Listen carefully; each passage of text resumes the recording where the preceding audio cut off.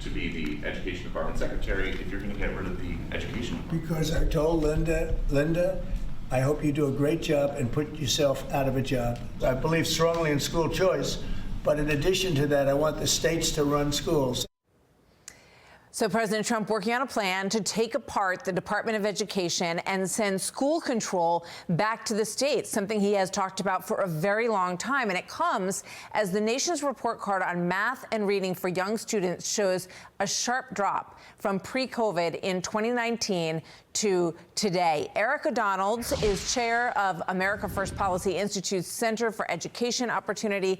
Erika, thank you very much for joining us. You know, one of the things that stood out to me when I heard President Trump talk about this is that he talked about our students.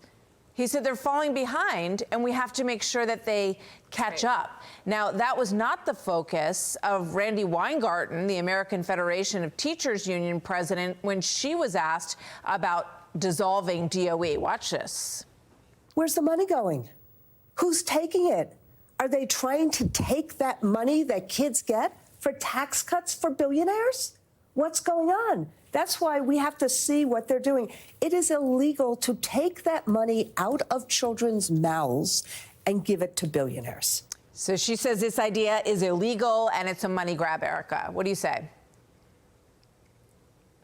Well, we know that the Department of Education has not educated a single child. Instead, it has wasted trillions of dollars over the last 40 years, and the results are staggering. As you said, we've seen the lowest student performance in that amount of time. Randi Weingarten, who also said during that interview that we need to be out-educating China, certainly doesn't know how to do that, leading the largest teachers union in the country for the past 16 years and being one of the major players in the downfall of our education system. What President Trump wants to do in shutting down the department is put the power not only in states' hands, but also in parents' hands through many different methods that we've been discussing on Capitol Hill, the Education Choice for Children Act being one of them, and also 529 reform, putting some of this money that's being spent at the federal level in education in the hands of parents so that they can make the decisions that are best for their children. So give us a quick take on the Education Choice Act. What does it mean? What's in it? I know it has some traction on Capitol Hill. Do you think it's going to pass? Yes, the Education Choice for Children Act has come as far as any school choice measure. It was passed by the Ways and Means Committee in the House. It does provide a federal tax credit for individuals and corporations, dollar for dollar, and those donations to nonprofits can then be used to fund scholarships like the ones in Florida, where parents can use them for tuition, for other homeschool curricula and expenses, online courses, tutoring, and other educational services. What we know about what comes from the Department of Education is that it's funding a bureaucracy at multiple levels, not just the federal level, but state compliance as well. And the dollars that ultimately reach students, if they ever do, are minimal. When those dollars are put directly to parents, many more of those dollars are actually going to reach the students that they're supposed to benefit. And that's what President Trump wants to see and what I believe Linda McMahon will deliver on. Yeah.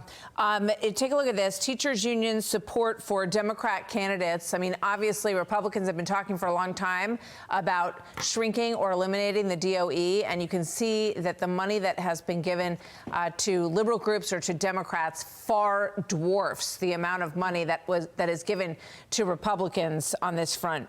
Your thoughts on that, Erika? Unfortunately, even though 67% of Democrats that were surveyed recently support the idea of universal school choice, of course, well over 70% of Republicans, it is widely supported by the American people. It is not supported whatsoever by their politicians in the Democrat Party, who are propped up by the teachers union. Thankfully, President Trump has the mandate to do what he promised the American people in expanding school choice through that, like we talked about, the ECCA, which may end up in reconciliation. And we don't expect to get Democrat support for that measure, even though the people, and especially minority populations, are looking for school choice and desperately need it for their children to escape the failing system. Yeah, absolutely. These parents want to have a little more control over where their children go and want their tax dollars to be able to support the choice that they make for school for them. And we all need to see those numbers change. America cannot be 6th, 15th, 28th, whatever ranking we're getting in reading and math and science. Erika Donalds, thank you so much. Great to see you today. Thanks for being here. Thanks for having me, Martha. You bet.